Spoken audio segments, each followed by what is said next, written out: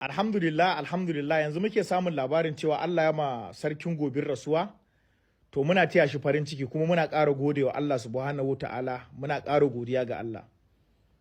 Wato abin da ya mun daɗi shine a rasuwan wannan bawan Allah ta yadda ya shahada.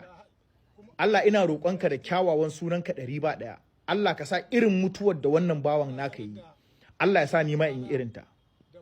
Saboda ni babban farin ciki na a duniya shine yau a ce shahada ne na rataya a wuyan wani ne ya kashe ni.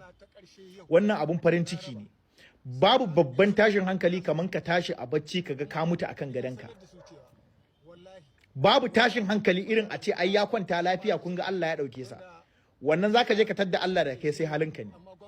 Amma duk mutumin da wani ne ya sanadin kashe shi, to muna kyautata mai zato shahada ya, kuma in an je gaban Allah a nan sauran zancen yake. Wannan bawan Allah muna kyautata san dan aljanna ne, saboda bai ci ba bai sha ba. Hasali ma kama shi da aka yi da wulakancin da aka mai aka tura wa duniya, wanda yake tabbatar mana cewa mutumin kirki ne, bai da haɗin baki da 'yan ta'adda. Saboda da yana da haɗin baki da su ba za su mai wannan wulakancin ba. Ai akwai masu sarauta da dama da 'yan aikin gwamnati wanda suke tare da wayannan, muna da yakinin ko sun gansu ba za su kama su ba. Amma da ke baya ba su haɗin kai, bai tare da su, suka kama shi suka daddake shi, jini ya fita, suka mai bidiyo suka watsa wa duniya don su tozarta shi. Ƙarshe yau muna zaune muka ji an ce Allah ya mai rasuwa, to muna taya shi farin ciki, saboda wannan ita ce mutuwar shahada. Kuma wallahi Allah ba zai bari jinin shi ya tafi a banza ba. Allah irin mutuwar da wannan bawan Allah ya yi yara ta yi a wuyan wani, Allah ka sa mu ma mu yi ta. Allah ka hana ni mutuwa akan gadona ina kwance.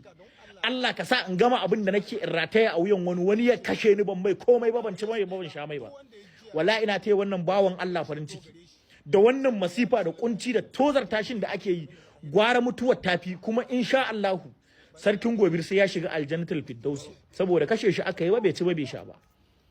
Muna taya yan uwan shi ta'aziyya da dukkan talakawa da dukkan al'umma, don duniyar musulunci ne, wannan mutumin musulmi ne kuma uba ne gare mu. Muna ta'aziyya, Allah ya gafarta mai, Allah ya ji kansa, Allah ya yafe mai duk laifin da yi. Su kuma wanda suka mai wannan aiki, Allah tun a duniya ka nuna musu kasawarsu. Allah ka nuna musu kai ne Allah, kai ne malikil mulki, kai ne gagara misali. Tun a duniya kafin ku mutu wallahi sai kun gani. Shi kuma mutuwar da sarkin gobe yayi mutuwa ce irin yadda kowa yake bukatan ya mutu. Allah ya saka mai da alkhairi, Allah kuma ya gafarta mai, Allah kuma ya bi mai hakkinsa. Mu ma in tamu ta zo Allah ya sa mu mutu mu rataya.